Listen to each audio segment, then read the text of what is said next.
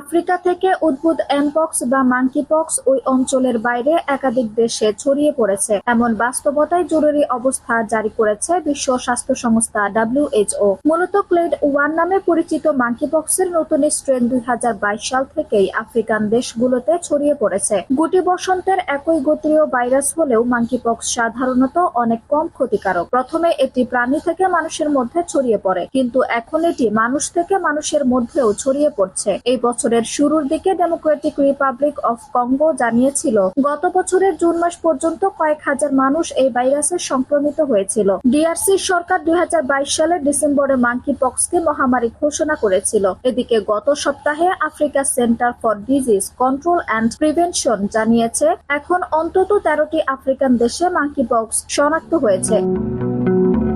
গত বছরের এই সময়ের তুলনায় শনাক্তের হার 160% এবং মৃত্যুর হার 19% বেশি। আফ্রিকার বাইরে পাকিস্তানে একজনের দেহে এই ভাইরাস পাওয়া গেছে। শুক্রবার 16 আগস্ট দেশটির ন্যাশনাল হেলথ সার্ভিসেস মন্ত্রণালয় এ তথ্য নিশ্চিত করে বলেছে, ওই ব্যক্তি সম্প্রতি সৌদি আরব থেকে এসেছেন। তবে তিনি ভাইরাসের কোন স্ট্রেনে আক্রান্ত তা জানার চেষ্টা করেছেন দেশটির কর্মকর্তারা। এর আগে বৃহস্পতিবার 15 আগস্ট সুইডেনের স্বাস্থ্য কর্মকর্তারা দেশটিতে এই ভাইরাসের আক্রান্ত একজনের খবর নিশ্চিত করেছেন। আক্রান্তের শরীরে ক্লেড 1 স্ট্রেন ছিল বলে জানিয়েছেন কর্মকর্তারা। জানা গেছে ওই ব্যক্তি আফ্রিকায় সংক্রমিত হয়েছিলেন, বর্তমানে তার চিকিৎসা চলছে। মাঙ্কিপক্সের ক্লেড 1 বেশ দ্রুত ছড়িয়ে পড়ে। শুক্রবার 16 August European Centre for Disease Prevention and Control মাঙ্কিপক্সের ঝুঁকি সতর্কতার স্তরকে নিম্ন থেকে বাড়িয়ে মধ্যম করেছে।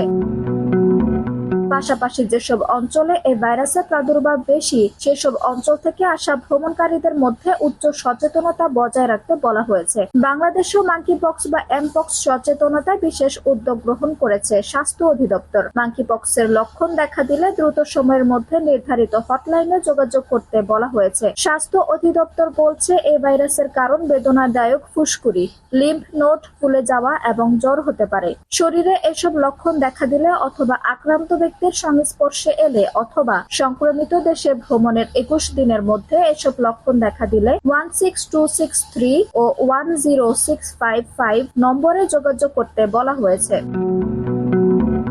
আফ্রিকা সিডিসির প্রধান ডক্টর এনগাসি এনগঙ্গো আল জাজিরাকে বলেন, এই ভাইরাসটির লক্ষণ 2 থেকে 4 সপ্তাহ স্থায়ী হতে পারে। তিনি এই ভাইরাস থেকে নিজেকে রক্ষা করতে ব্যক্তিগত স্বাস্থ্যবিধির মূল বিষয়গুলো মেনে চলতে বলেছেন। পাশাপাশি নিয়মিত হাত ধোয়া, যারা অসুস্থ তাদের সঙ্গে যোগাযোগ এড়িয়ে চলতে এবং তাদেরকে আলাদা জায়গায় রাখতে ও উপসর্গ দেখা গেলে হাসপাতালে যাওয়ার পরামর্শ দিয়েছেন। এছাড়া মাঙ্কিপক্স থেকে সুরক্ষায় ভ্যাকসিনও বেশ কার্যকরী।